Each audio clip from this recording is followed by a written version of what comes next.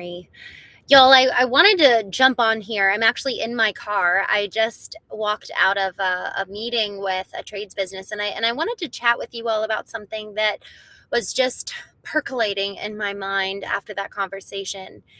Y'all, I came in and talked to them about how they should be looking at their marketing. And it was really cool because as I was sharing the approach, their eyes lit up. And one gentleman in particular, it was like he got it. He clearly saw the benefit of what we're about to talk about today. And they went from, just around 10 million to $30 million in 1 year. So they're killing it, and they're hardly doing any digital marketing and hardly any traditional. They have grown solely on the backs of door knocking. And y'all, I've seen this a couple of times where businesses have actually really narrowed down, niched down in terms of marketing. They've focused on doing one thing well. They've blown up, and then they start looking at all these other options, and all of a sudden it's like, whoa, the sky's the limit. There's so much we can do here. But then they stop doing the very thing that got them to that place in the first place. So Jim Collins, in his book, From Good to Great, talks about don't stop doing the thing that made you a good company on your pursuit to being a great one.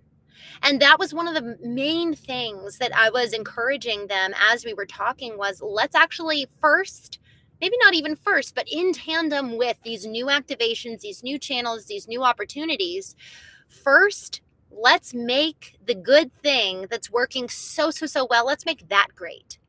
And then we'll start doing the other things, do the other things well, get them to good, and then we can, in isolation, make things great one by one. Because if all of a sudden we're trying to make everything great, things are going to be lost in the process. And so often the very thing that worked and got us here in the first place goes, because we just don't hold the respect and the integrity of it.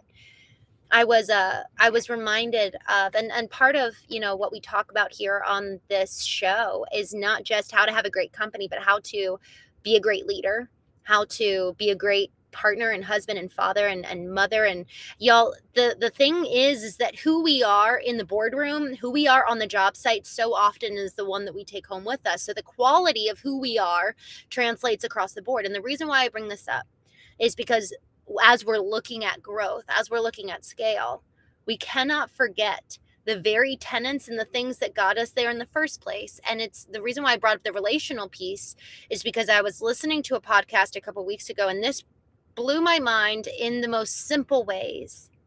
Don't forget the things that you're not complaining about. And that goes for the business. Don't forget the things you don't have to worry about anymore, because those so often are the very things we can begin neglecting on our pathway to building a great company, especially when we're trying to scale and grow quickly.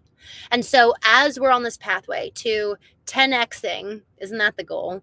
If we're looking to sell, if we're looking to maybe succeed the business, having clarity over and over and over again of these are the core tenets. This is the foundation.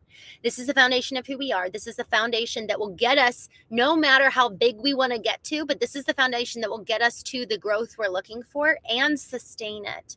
That doesn't mean that there's not additional, it's like a house we're building. We've got the core foundation. That doesn't mean we're not going to have additions later on and thus add to the foundation. But so often what I've seen is that in the desire for scale, especially rapid scale, we end up forgetting the core tenets of the foundation that made us good in the first place on our pathway to be a great company. And so as we're talking, as we were sitting together, and I'm outside their office, as we were just sitting in the boardroom in there, let's focus on getting that one thing that's already so good, get that to great, and also start launching other activations. There's no digital marketing, which is super exciting because the world's, literally, like it's their oyster. There's so much opportunity. And so we're talking about Google LSA. If you're not on Google LSA, that's such low-hanging fruit. One of the things I love best about LSA, and it's Google Local Service Ads. So it's effectively Google says, hey, when a customer or homeowner is looking for a company, it will say, hey, these are the companies near you in the maps section. So it's, when you type on Google, it's the maps, and it shows all the businesses right there with their star rating and their address. You can pay to show up higher than your competitors there. And you can also show up organically. in the map pack is what it's called. But Google LSA, local service ads, allows for you to ensure that you're showing up every time with consistency. You can make sure that all those reviews that hopefully you're getting are being put to good use, because people are looking at who's ranking first and then what are the reviews, what's being said about them. And so local service ads is a really easy place. And the reason why I say easy is because there's not a ton of like technicality that goes into running a local service ad, as opposed to a paid traffic campaign, a PPC campaign. That's pay per click campaign. That has a lot more technicality to it. And so usually you'll kind of want some hand holding. But with LSA, that's something that most of us literally go to ChatGPT, ask, how do I launch a local service ads campaign? And then you can start putting some dollars behind it. You can say, I want to pay this much per week. I want to pay $400 per week and just see what happens. You have to put in your business license. So you do need to be a certified business. But really, there's a lot of opportunity there if you're willing to pay a little bit. And the best part about local service ads, you can go in and pay for only the ones that turn into appointments. So you're paying per appointment. You're not paying per click. You're not even paying for the lead. You're paying for the appointment, which is awesome. But it does require a little bit of hand holding, because what you'll need is that Google will charge you. And then at the end of every month, you'll go in and say, hey, these 10 people didn't turn into an appointment. And then Google will apply those credits to the next month. So it just takes, somebody paying attention to that to make sure that you're not spending money. LSA is probably one of the best investments. In addition, and I just want to say this for good riddance, make sure that the thing that's working. What's your golden goose? We all have a golden goose, and we need to know what that is. What is the predictable action that our company takes to constantly bring in high quality leads? You grew your business to where you did for a particular reason. And you know what? I grew my business by way of referrals. I had a couple companies that were constantly giving me clients. Same thing with our family painting business. We had a general contractor that loved us as a sub. And so we grew exponentially thanks to them. So they're a golden goose. And how do we maintain that relationship? And let's also replicate that golden goose. Where there are other potential relationships and partnerships there. Here's the thing. We're B2C, business to consumer. Our homeowner is our audience in so many ways. And so what my dad did brilliantly was he thought, I'm not just B2C, I'm also B2B. How can I go and become a sub to a contractor who's servicing homeowners, but they've got a bigger brand, they're maybe louder in the market, and they're a general contractor. At the time, he was just, he didn't have his GC license. So how can we take what's working, really study it, analyze it, and then blow gasoline on that, get more fire from that golden goose. And then, yes, let's try to invest in other modalities and mediums to increase additional lead flow. But y'all, too often we go looking outside rather than looking inside the company, seeing what's working and then investing more in that. So that's what I just wanted to jump on here and share. That's such an important lesson for us as we're looking to build our business. I was listening to Good to Great again, just because it's such a quality book. If you guys haven't listened to it, highly recommend. Wayne, good to see you. I love this. I helped build a business in Florida on a landscaping business. I did all the marketing. Nice. That's awesome. Wayne, I would love to hear from you on that in terms of what you found that worked. I don't know if you want to put in the chat here, but would love to hear what were some of the tactics you did. Y'all, here's something that's interesting, Wayne, while you put that in. And just so you guys know, Wayne's in the chat on YouTube. Here's one of the things that's interesting is that what works in one market. So we're talking about picking the golden goose in your business, what consistently brings leads over and over and over again over the years, despite the seasons. We've got our golden goose.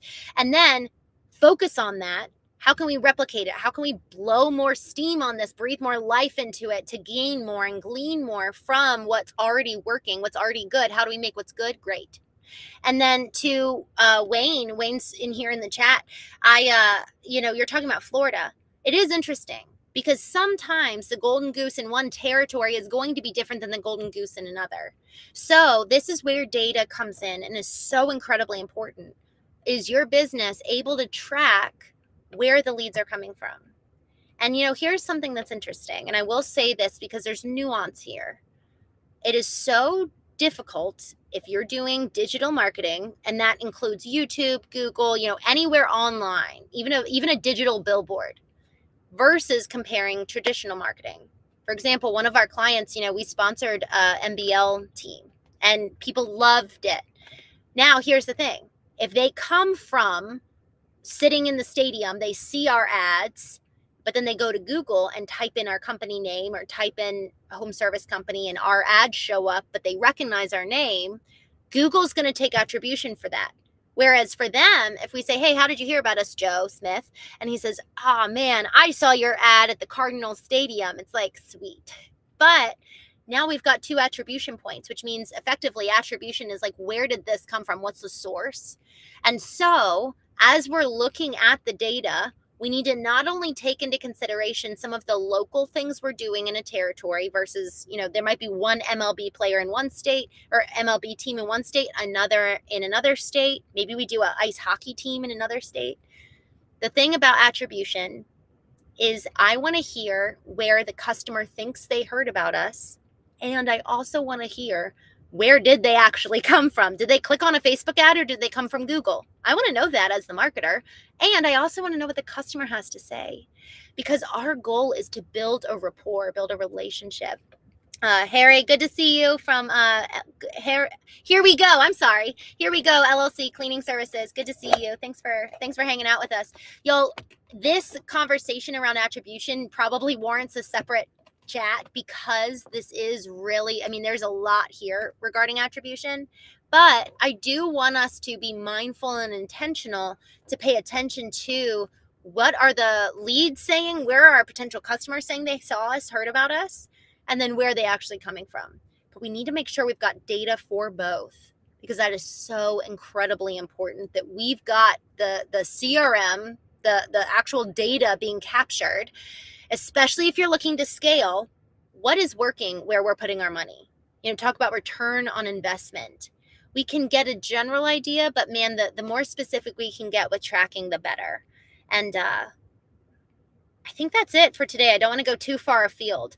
Y'all, From Good to Great, really, really good book by Jim Collins. Focus, and if you don't know yet, find out your golden goose. What is the thing over and over that has built your business to where it is today? Of course, there's like, well, we did this and we did this, but what is the one thing? If you were going to take your business brand and do a random state, pick it, and then start there, what's the one thing you would do?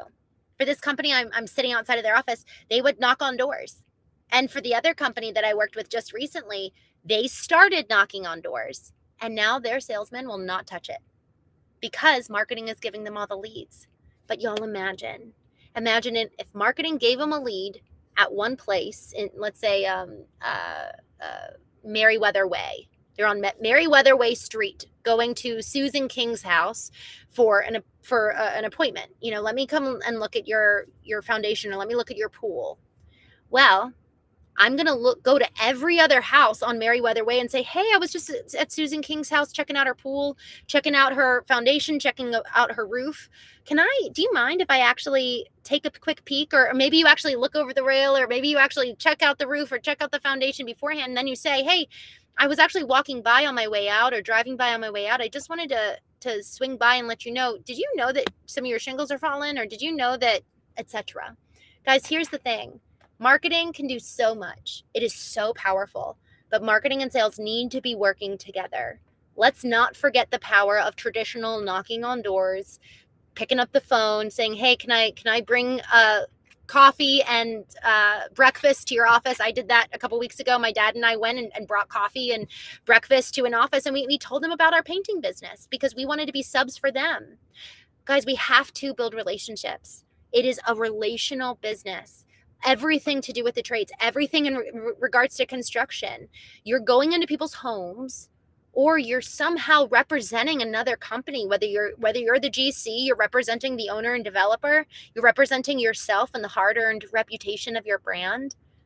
The way that we show up matters so, so, so much. And it's not, marketing is never just the sign, it's never just the ad copy. It is who you are as an organization. What is your who that translates into the service that you offer? Wayne says, so we went door to door. I had flyers made and I could hang them on the doorknobs, instant quote. Oh, on the door, instant quote, and use a highlighter with a map to track the areas I had been. Nice. I love that.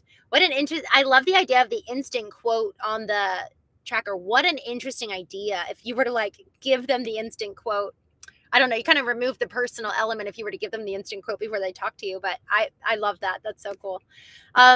Y'all, thank you for joining me. I promise to keep these conversations under 15 minutes every day. So I'm going to go ahead and jump, but thank you so much for joining me. I will be back on tomorrow. I might have a guest, but I don't recall whether I do. So I'm going to go ahead and jump. But if you guys have anything you want us to talk about specifically, I think tomorrow we're talking about LinkedIn, unless I have a guest. But my goal is to really serve, looking at my dad's company. My brother and I came in as fourth generation, and just, man, we were able to help so much so fast.